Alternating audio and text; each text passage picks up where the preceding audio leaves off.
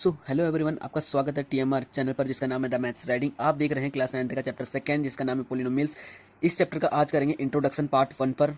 इस वीडियो को पूरी कंप्लीट नहीं करेंगे, नहीं तो बहुत लंबी वीडियो बन जाएंगी जिसमें आपको देखने में प्रॉब्लम होगी, इसलिए इसको दो पार्ट में हम डिवाइड कर देंगे। देखो, सबसे पहले जानेंगे पोलिनोमियल्स होता क्या है, उसके बाद डेफिनेशन लिख लेंगे हम। क्या हो जाएगी पोलिनोमियल्स की definition? A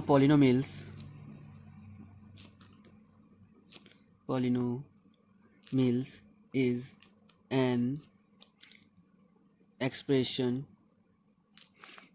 that only one variable।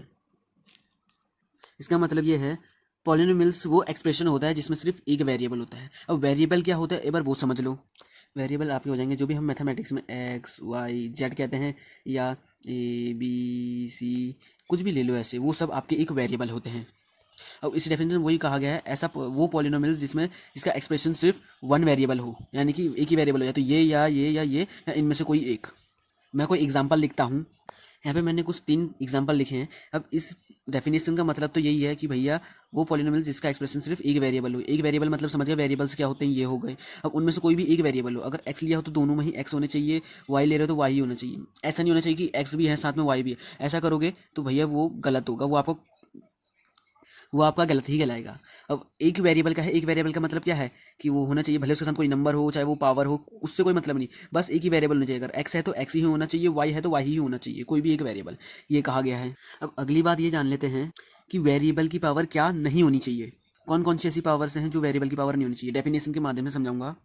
क्या बोल रहा है second point, the power of the variable should not be negative fraction and decimal forms. मतलब जिस भी वेरिएबल की पावर नेगेटिव होगी, फ्रैक्शन होगी, डेसिमल होगी, जैसे एग्जांपल ही लिख दे रहा हूँ, काम करता हूँ। देखो इस माध्यम से समझेंगे। देखो जो भी वेरिएबल होगा उसकी पावर नेगेटिव नहीं होनी चाहिए, यानी कि माइनस नहीं होनी चाहिए, कुछ इस तरीके से। लाइक जैसे वेरिएबल है एक्स, एक्स की पावर -1 -2 -3 अगर वगैरह ऐसे करके नहीं होनी चाहिए।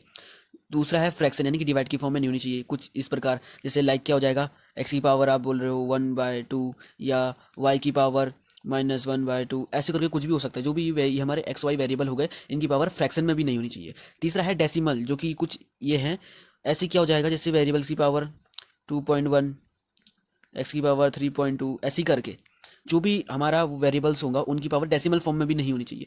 तो कैसी होगी पावर?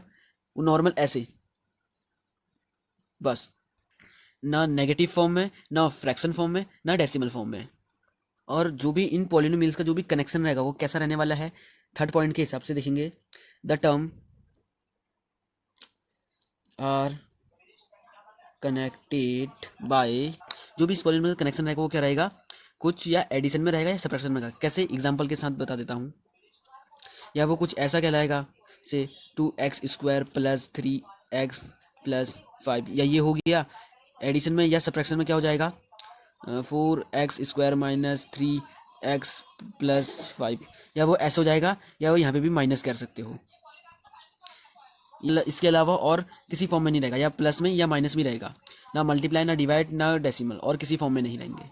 अब टर्म भी देख लो कि टर्म क्या हो सकती है, जिससे मैं यहाँ पे लिख दे रहा हूँ 5x। अब इसमें टर्म क्या हो गई हमारी, ये पूरी 5x हो गई। अब ऐसी टर्म कितनी हो सकती है, से यहाँ पे 5x², 4x प्लस में 2 कर दिया। अब देखो इस एग्जाम्पल में कितनी टर्म्स हमारे पास, 1 2 3, हमारे पास देखो 3 अलग अलग प्रकार की टर्म्स है। ये स्क्वायर फॉर्म में है, ये सिंपल फॉर्म में है, ये अकेले ही डिजिट्स खड़ी है। ये ऐसे 3 प्रकार के टर्म्स हमको मिल गए, तो इस ऐसे को बोलते हैं टर्म्स। अब जैसे अगर मैं बात करूँ खाली 5x की, ठीक है, अब जो इसमें ये डिजिट्स है, ये क्या हो जाएगा, ये तो एक नंबर है। 5 एक कैसा है, 5 क्या है, ये एक नंबर है, तो ये 5 क्या हो जाएगा, कॉफिशिएंट हो जाएगा, ये जाएगा कॉफिशिएंट। और जो ये है, ये हो जाएगा वेरिएबल। जो भी हमारा अल्फाबेट होगा वो हो जाएगा वेरिएबल। चाहे यहाँ पे एक्स हो, चाहे वाई हो, चाहे जेड हो, कुछ भी हो, वो हमारा कहलाएगा वेरिएबल। और जो भी हमारा यहाँ पे नंबर होगा वो कहलाएगा हमारा कॉफिशिएंट्स। अब देखो यहाँ पे 3 अलग अलग टर्म है। अब इस 3 अलग अलग टर्म को कहेंगे क्या, एक बार मैं इसको नीचे लिख दे रहा हूँ। क्या है, 5x², 4x है, और 2 भी है। अब देखो 5 क्या है, एक नंबर है, और जो वेरिएबल की पावर है वो भी एक नंबर है, तो इतना ये तो हो जाएगा कॉफिशिएंट, ये हो जाएगा कॉफिशिएंट। और वेरिएबल, यहाँ पे भी देखो, यहाँ पे भी एक नंबर है, ये भी एक कॉफिशिएंट है और वेरिएबल है। और ये क्या है, ये नंबर अकेला ही है, ये नंबर अकेला ही है, इसके साथ कोई वेरिएबल नहीं है, तो ये कैसा नंबर हो जाएगा, कांस्टेंट। यानी कि अगर मैं पूछूं ये कैसे वेरिएबल है, सॉरी कैसी टर्म है, तो आप क्या बोलोगे, ये कोफिशिएंट और वेरिएबल टर्म है, ये भी एक कोफिशिएंट और वेरिएबल टर्म है, और ये एक कांस्टेंट टर्म है। आप ये बताओगे, अगर किसी ने पूछ दिया कि ये कैसे कैसे टर्म है, तो आप ये बताओगे कोफिशिएंट और वेरिएबल, और इसमें भी कोफिशिएंट और वेरिएबल, और ये कांस्टेंट टर्म है।